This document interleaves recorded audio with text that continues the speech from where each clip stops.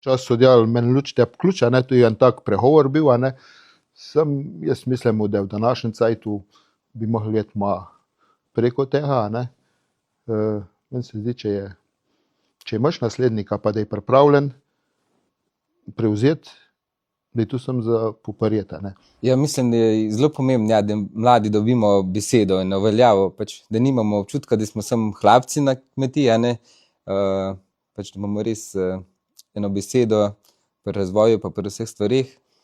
Je bilo pa tako, da ni bilo tako na hitro, ni bilo kar čez noč, se vse stvari že prej, preden sem prevzel, smo se skupaj odločili za stvari, pa tudi pol kasneje, ko se je na papirjih prepisali, še zmeraj smo se skupaj odločili za stvari.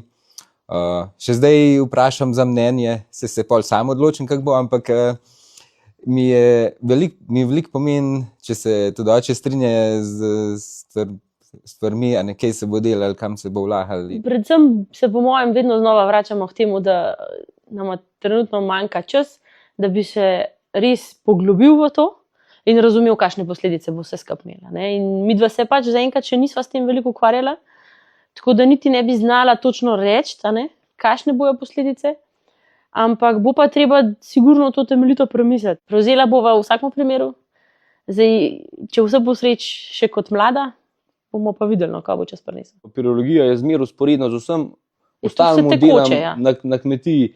Mi nikoli nimamo recimo prostega popoldneva ali pa nekega obdobja, da boš pa zdaj rekel, je pa namenjen za papirje. Načeloma si ga lahko vzamemo, sam pol nek drugi trpi.